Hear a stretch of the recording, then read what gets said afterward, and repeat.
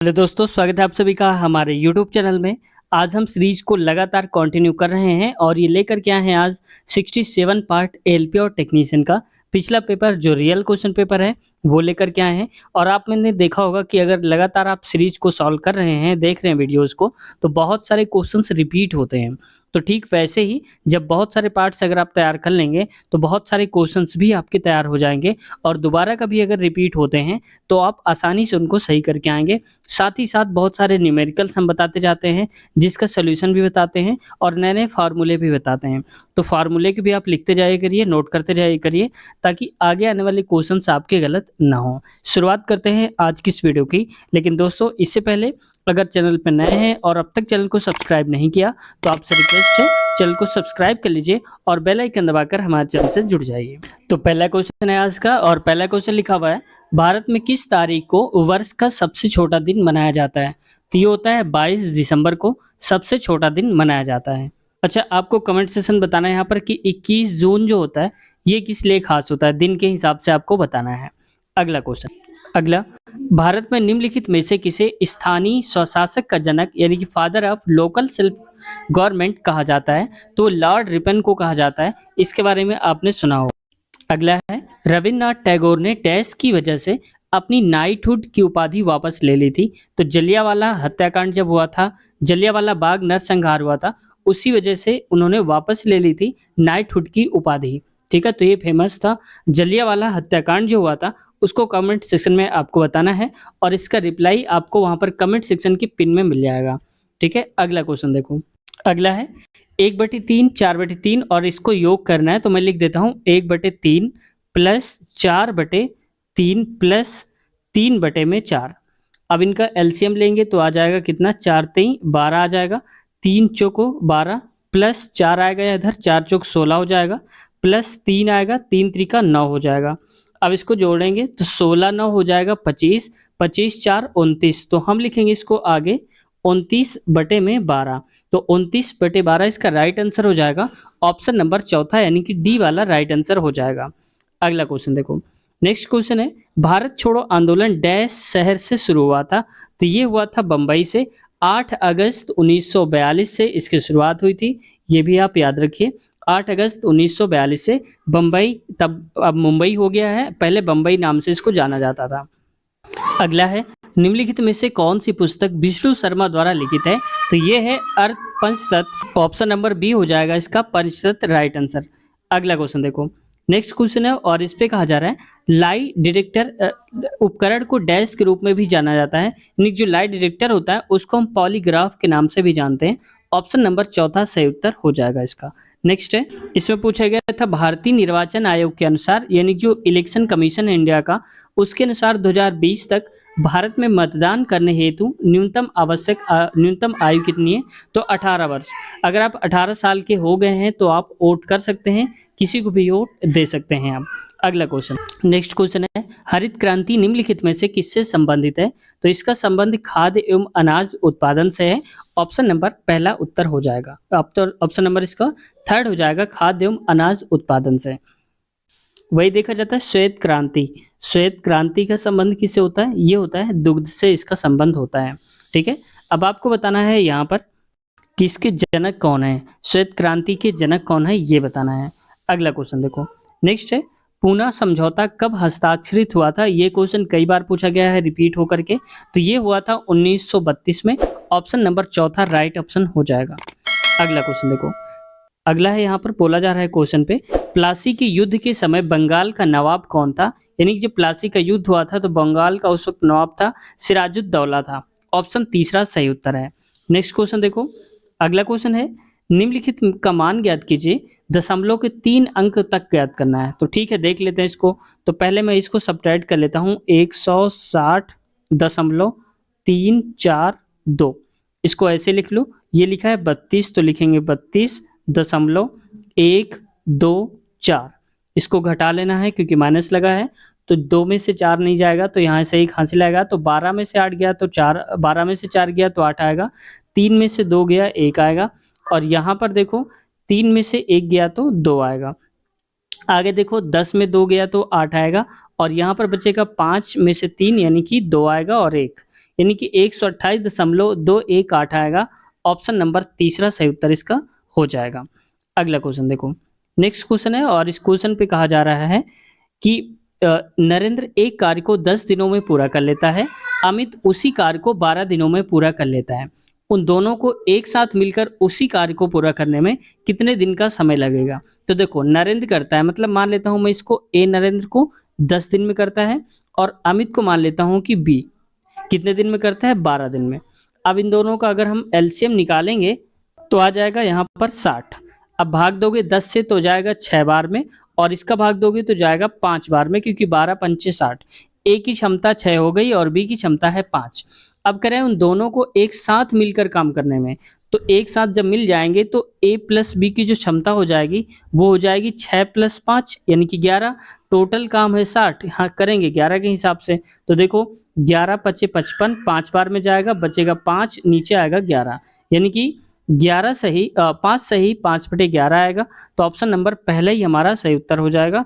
यहाँ से आप देख सकते हैं ये आंसर आएगा। अगला क्वेश्चन देखो, नेक्स्ट क्वेश्चन है और इसमें कहा जा रहा है ईवीएम का पूरा नाम क्या है? तो ईवीएम आप जानते होंगे जो हाल ही में अभी यूज हुई इलेक्ट्रॉनिक वोटिंग मशीन है।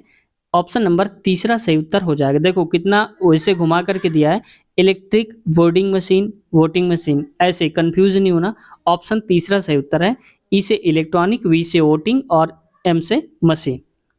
अगला क्वेश्चन है, देखो 2916 का मान 54 दिया है। अब यहाँ पर देखो 2916 की डायरेक्ट वैल्यू 54 है। अब यहाँ पर 0.2 है, तो इसका मतलब इसको जो सॉल्व करेंगे तो ये आ जाएगा 5.4। ठीक है, इतना आएगा, प्लस कर दो, या मैं इसके नीचे ही लिख देता हूँ डायरेक्ट, तो ज़्यादा आसान हो जाएगा। इसको लिख देता हूँ 5.4, मैं 0 बढ़ा देता हूँ क्योंकि आगे काम पड़ेगा।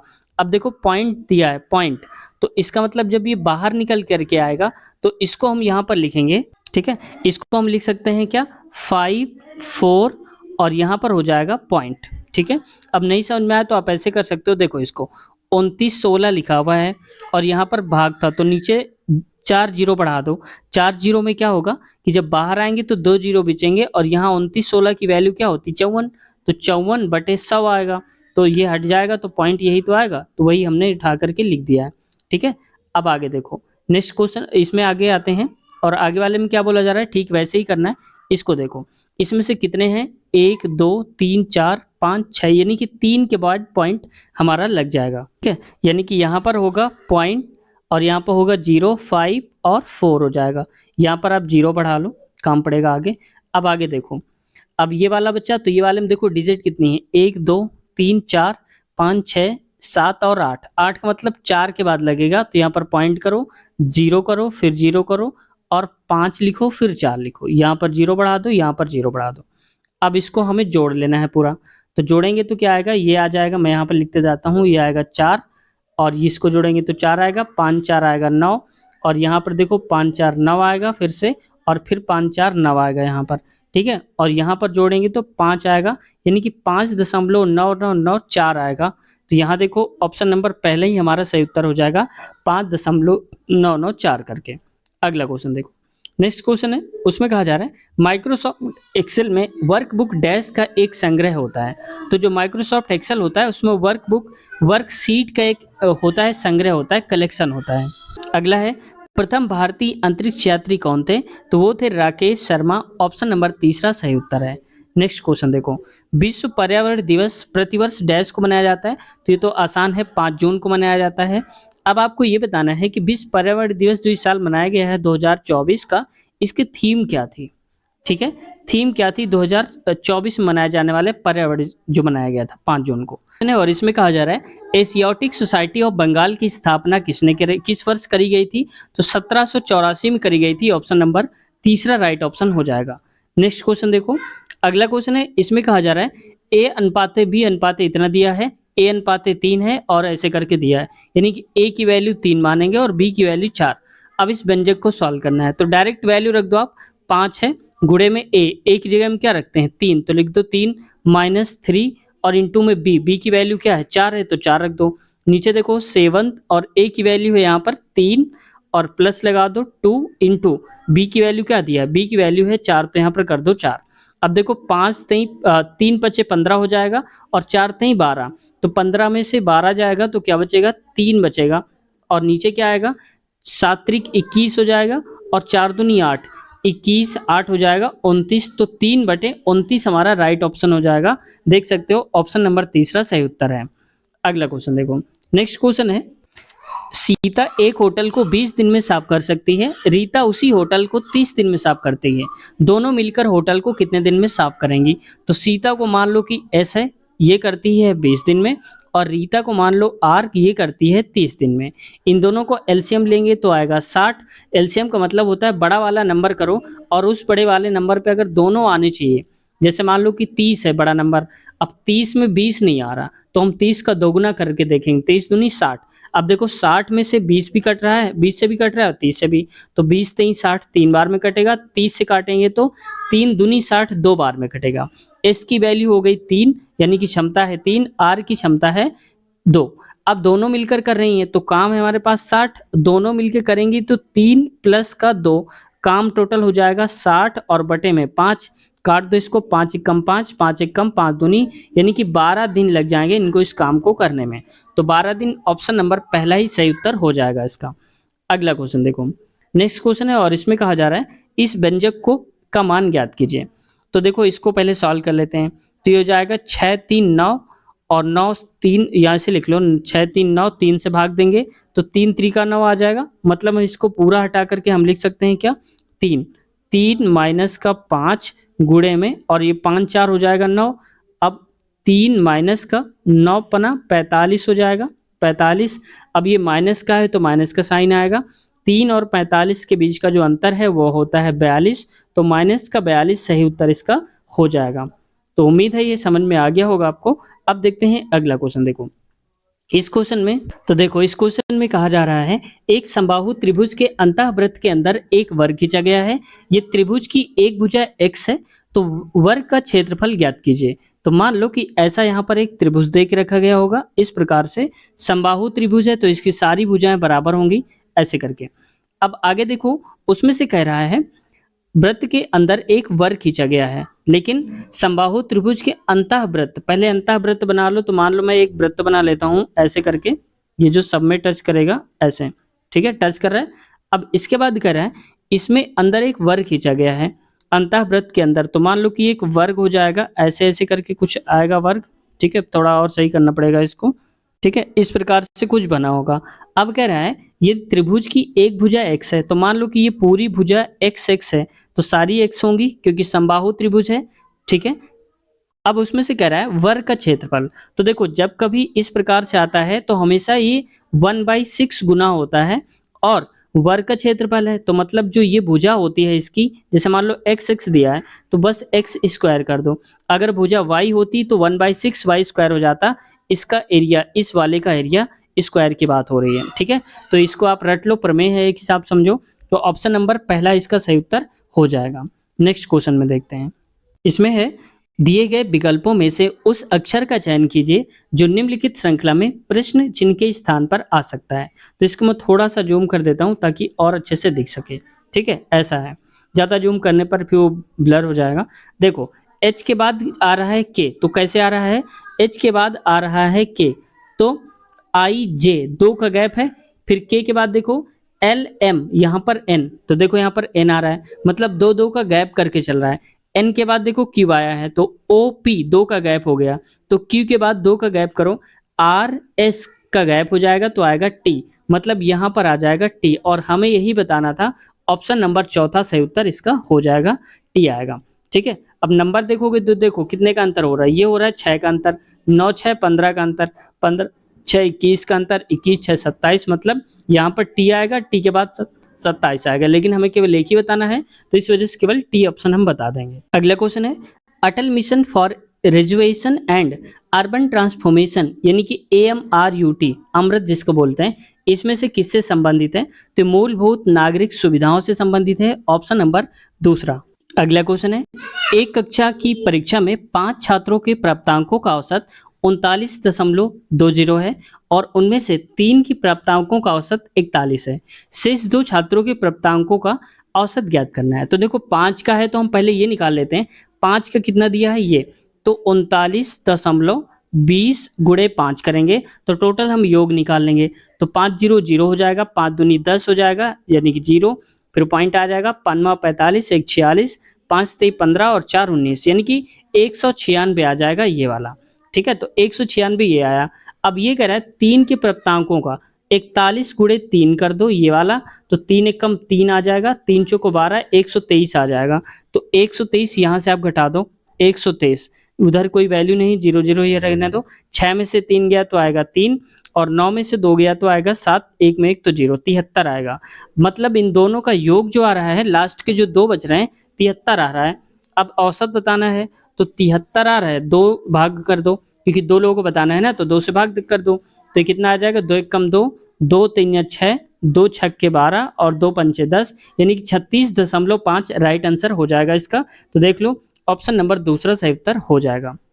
नेक्स्ट क्वेश्चन, अगला क्वेश्चन है, जॉन, जॉनी और जनार्दन खेत में किसी कार्य को 6, 12 और 24 दिनों में पूरा करते हैं। वे एक साथ मिलकर उसी काम को कितने दिन में करेंगे।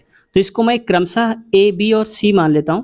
तो ए करता है 6 दिन में, बी करता है 12 दिन में और सी करता है इसी को 24 दिनों में। इनका अगर एलसीएम लेंगे तो आएगा 24, एलसीएम हमने बताया है कैसे लेते हैं, और 6 से भाग करो 24 में तो आएगा 6 चौक 24 4 बार में जाएगा, 12 दूनी 24 2 बार में जाएगा, और 24 एकम 24 एक बार में जाएगा। मतलब ए की क्षमता हो गई 4, बी की 2 है और सी की क्षमता 1। अब तीनों चूंकि मिल जाते हैं तो तीनों की क्षमता भी मिल जाएगी, 4 + 2 6 और 1 7, काम है टोटल 24, तो 24/7 कर दो। मैं इसको थोड़ा साफ करके लिख देता हूँ यहाँ पर, 24/7। ठीक है, तो 7 त्रिक 21 हो जाएगा और यहाँ पर आ जाएगा 3/7। तो 3 सही 3/7 हमारा सही उत्तर हो जाएगा, ऑप्शन नंबर पहला ही। देखो क्वेश्चन में कहा जा रहा है, दिए गए विकल्पों में से उस अनुक्रम का चयन कीजिए जो निम्नलिखित शब्दों को सर्वोत्तम ढंग से सार्थक रूप में व्यवस्थित करता है। तो मैं इसको थोड़ा जूम करके लिखा देता हूँ आपको ऐसे करके। ठीक है, अब देखो, तो सबसे छोटी इकाई क्या होती है, सबसे पहला कोई होता है व्यक्ति, तो ये हो जाएगा तीसरा नंबर। व्यक्ति के बाद होता है यहाँ पर उसका परिवार, तो आ जाएगा 1 नंबर।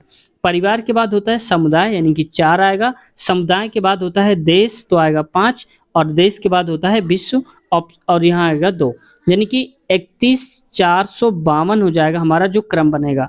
तो 31,452 पहले ही देख लो, सही उत्तर हो जाएगा। तो दोस्तों आज के क्वेश्चन यहीं तक रखते हैं, इसके आगे वाले पार्ट्स हम कवर करेंगे नेक्स्ट पार्ट में, आगे वाले क्वेश्चंस। और अगर आपने इसके पहले के पार्ट्स नहीं देखे तो इस हमारे चैनल के प्लेलिस्ट में देख सकते हैं।